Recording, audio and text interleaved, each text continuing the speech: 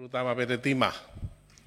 Memang ketika saya menerima bahan presentasi ini, saya sangat terkejut, Pak. Tidak ada secuil pun sense of crisis. Padahal beberapa direksi dari PT Timah sekarang ada di dalam tahanan. Direksi sebelumnya. Seharusnya Bapak berangkat dari sini dengan satu persiapkan itu dijelaskan. Ada masalah apa di PT Timah? Ketika sudah 16, Pak, orang yang ditahan. Orang yang ke-17 sedang ditunggu, Pak. Ya. Ini seharusnya kan dijelaskan, bukan memaparkan laporan keuangan yang hanya seperti ini. Mengatakan bahwa pendapatan turun karena produksi turun. Itu harus dijelaskan kenapa produksi turun. Dan yang menarik adalah kenapa labanya sangat fluktuatif. 2020 rugi 340 triliun. 2021 untung 340 miliar. 2021 untung 1,3 triliun, 2022 1 triliun, 2023 rugi lagi 450 triliun. Miliar. Harus dijelaskan, Pak. Kenapa juga EBITDA-nya turun 71%, hanya 684 miliar. Kemudian tadi ditunjukkan bahwa utangnya meningkat. Kalau dari catatan saya, apa benar, mohon diklarifikasi, kalau DER-nya masih sehat. Debt to equity ratio di 106%. Dan current rasionya di 1,39.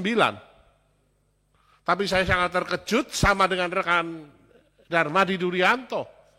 Di tengah situasi seperti ini, program strategisnya hanya 2. Yang pertama pengembangan non-timah, yaitu tin chemicals, tin solder, dan solder powder, serta optimasi zircon, yang merupakan mineral ikutan timah. Berapa gede sih kontribusi dari produk-produk baru ini terhadap PT Timah? Apa tidak ada program lain, Pak, yang lebih signifikan? Apa tidak ada langkah-langkah strategis lain yang harus dimunculkan? Terkait juga dengan kasus yang terjadi saat ini.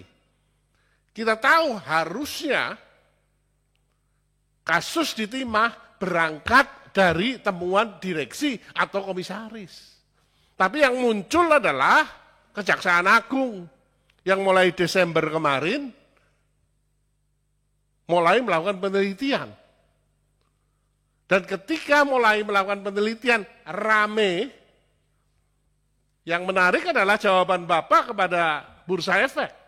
Bapak mengatakan secara resmi bahwa tidak ada keterlibatan organisasi, tidak ada keterlibatan direksi.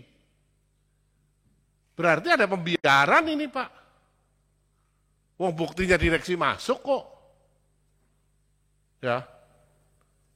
Dan ini sangat mengerikan, Pak. Luasan IUP Bapak itu 472.000 hektar. Sementara smelter lain di bawah 1.000 hektar. Tetapi ekspor tins semester 1 2023 hanya 8.307 ton. Sementara gabungan dari smelter-smelter swasta 23.570 ton. Ini ajaib sekali, Pak, angka-angka ini, Pak. Akibatnya penerimaan negara turun, kerusakan lingkungan tidak bisa dihindari. Dan ini yang mengakibatkan kemudian Kejaksaan Agung turun tangan. Nanti sepakat dengan rekan-rekan yang lain, kita akan dalami lebih lanjut. Di mana sebenarnya manajemen perusahaan? Dari 2015 sampai 2023 akhir baru terbongkar. Kan tidak mungkin ini sakdet, saknyet. Sudah kelihatan. Tapi tidak ada inisiatif sama sekali. Pernah memang melakukan pelaporan kepada Bareskrim. Tapi kemudian penanganannya seperti apa? Atau jangan-jangan memang manajemen PT Timah ada ketakutan untuk membongkar. Kalau ada ketakutan itu, maka nanti di rapat panja bongkar semuanya, Pak. Karena korupsi yang paling hina, Pak. Menurut saya, kejahatan yang paling hina adalah korupsi.